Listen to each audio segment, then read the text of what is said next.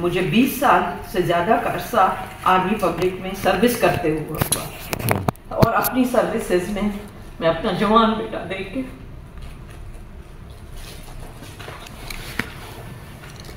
अल्हम्दुलिल्लाह अल्लाह ताला ने इतना मजबूत दिल दिया हुआ है। लेकिन दिसंबर जब आता है तो बहुत मुश्किल होती है। जिस धज से कोई मक्तल में गया वो शान सलामत रहती है। ये जान तो आनी जानी है, इस जान की कोई बात नहीं। तो आप देख रहे हैं कि वो जाने तो गई, उसमें 20 सालों में मेरे बहुत सारे स्टूडेंट्स हैं, मेरे कलीग्स हैं, मेरी प्रिंसिपल हैं। एक जैन शहीद की माँ तो नहीं, मैं तो बहुत सारे स्टूडेंट्स की माँ भी हूँ।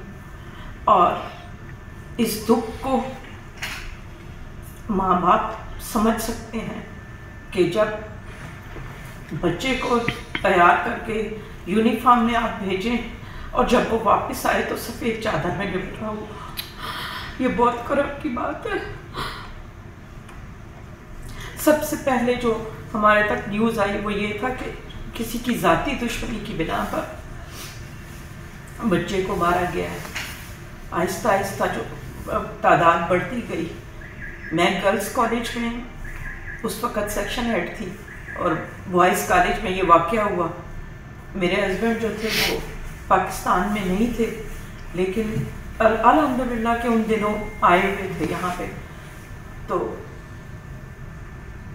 मैं अपने सारे फ़राइज़ कंप्लीट करके, क्योंकि मैं ओ लेवल की सेक्शन हेड थी और वो को एजुकेशन था, और हमारे पास स्टेशन कमांडर और कोर कमांडर की बेटी और स्टेशन कमांडर का बेटा मेरे स्टूडेंट्स थे।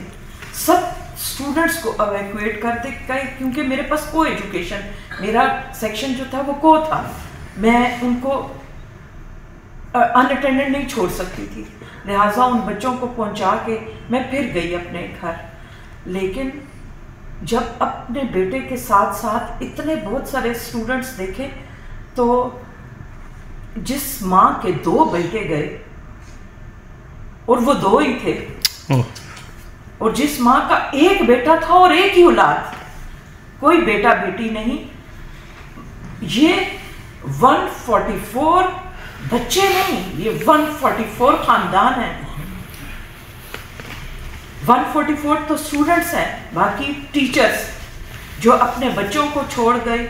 माएँ, आप देखें कि वालिद की डेथ होती है तो हुजूर सल्लल्लाहु अलैहि वसल्लम ने कहा है कि वो बच्चा 1 साल के बाद यतीम होता है, लेकिन जिसकी माँ मर जाती है वो बच्चा अपनी माँ की फोतगी पे ही यतीम हो जाता है, उसे कोई पूछने वाला नहीं रह जाता। बाप चला जाता है तो माँ कुछ भी करके अपने आप को काट के अपने बच्चे को परवान चढ़ा देती है।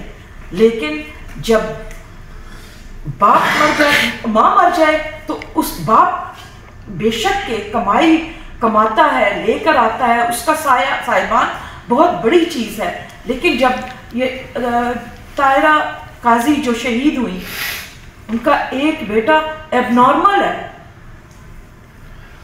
बच्चे हमारे कह रहे हैं कि सर, अंकल हमें ना मारें।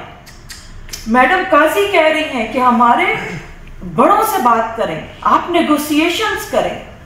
आप उस वक्त आपको ये सुझाई दे रहा है। मैं खुद को बहादुर नहीं कह रही, लेकिन मैं अपने उन बच्चों को जो कि मेरी जिम्मेदारी है, उनको मैं घरों में उनको जो उनकी गाड़ी आई उनको दे के उसके बाद मैं घर जाती हूँ। और जैसे मैंने आपको कहा कि आप तो शोरा हैं, आप तो जानते होंगे कि दिल को दिल से राह होती है। उस दिन मुझे समझ आई कि दिल को दिल से कैसे राह होती है। यहाँ हमें पता चला कि टेररिस्ट अटैक हुए, वहां मुझे पता चला जैन को गोली लग गई है और जैन नहीं है, चाहे कोई कंफर्म करे कि ना करे, मेरे दिल ने कह दिया था कि वो नहीं है।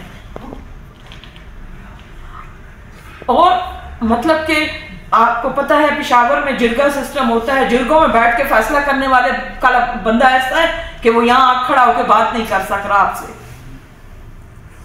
ऐसे कई खानदानों के बहुत सारे दुख हैं जो मैं सुनती हूं, जो मैंने सुने। गर्ल्स कॉलेज में 36 लड़कियां हैं जिनके भाई शहीद हुए हैं, किसी का एक तो किसी के 2। तो उन लोगों, उनके खानदानों के जो प्रॉब्लम्स उठे, हमारी कलीग्स के जो प्रॉब्लम उठे, वो हमने देखे और हम आपस में ही उसको संवारते रहे। मुझे खुद कहा गया, एक साइकेट्रिस्ट हमारे पास आती थी, 1 महीना तक वो 36 स्टूडेंट्स, वो लड़कियों की काउंसलिंग करती रही। 1 महीने के बाद उन्हें पता चला कि इनमें मैं भी शामिल हूं। उन्हें पता नहीं था। उन्होंने मुझे कहा कि मैडम आप रिजाइन कर दें, इतना ज्यादा कंपोज रहेंगी तो खत्म हो जाएंगी, आपको, आप बाकी बच्चों को भी तो मां चाहिए ना। तो इसमें हमारी सारी कौम, स्पेशली पख्तून कौम और बाकी पूरी पाकिस्तानी कौम दुख में हमारे साथ है। बहुत शुक्रिया, आप आज यहां भी हैं, बहुत शुक्रिया, अल्लाह ताला जज़ा दे आपको। लेकिन हमारे साथ खड़े तो हो ताकि आइंदा ये अलमिया ना हो।